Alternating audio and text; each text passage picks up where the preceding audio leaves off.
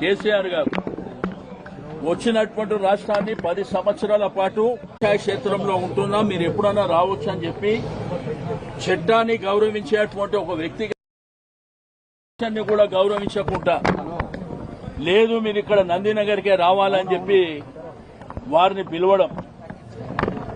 But ఈరోజు చట్టాన్ని గౌరవించేటువంటి వ్యక్తిగా వారు వచ్చి మరి ఇప్పుడు ఆ విచారణలో పాల్గొనడం అనేది జరుగుతుంది.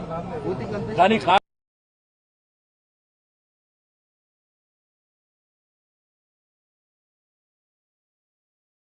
ప్రభుత్వం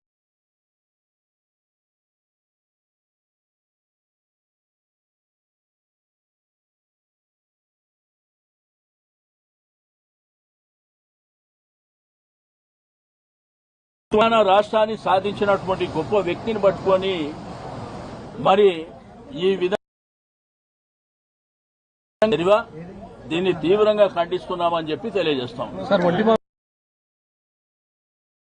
మీకు రాష్ట్ర వ్యాప్తంగా కూడా టీఆర్ఎస్ శ్రేణులే కాకుండా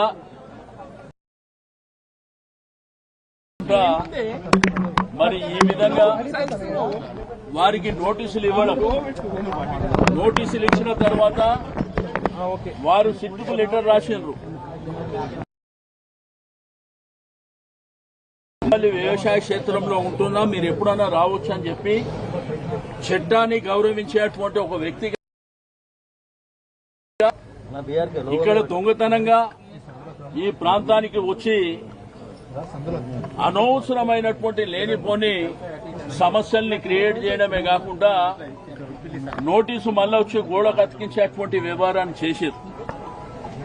అంటే ఉగ్రవాదులు లేకపోతే టెర్రరిస్టులు, రౌడీలకు ఏ విధంగా ట్రీట్మెంట్ జరుగుతుందో ఆ పద్ధతిలో గోడకు నోటీసు అతికించడం, అంటే సుప్రీంకోర్టు డైరెక్షన్ ని కూడా గౌరవించకుండా, లేదు మీరు ఇక్కడ నందినగర్కే రావాలని చెప్పి వారిని పిలవడం. బట్ ఈరోజు చట్టాన్ని గౌరవించేటువంటి వ్యక్తిగా వారు వచ్చి మరి ఇప్పుడు ఆ విచారణలో పాల్గొనడం అనేది జరుగుతుంది. కానీ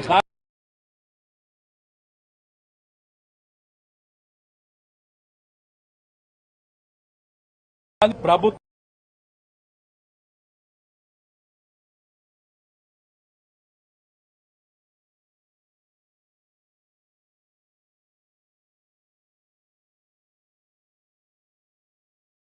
రాష్ట్రాన్ని సాధించినటువంటి గొప్ప వ్యక్తిని పట్టుకొని మరి ఈ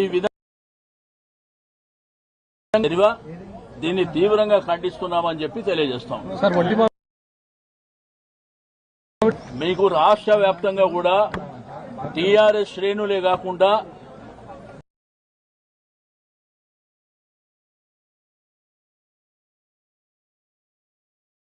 టీచర్స్ కానివ్వండి, విద్యార్థులు కానివ్వండి, మేధావులు కానివ్వండి, ప్రతి ఒక్క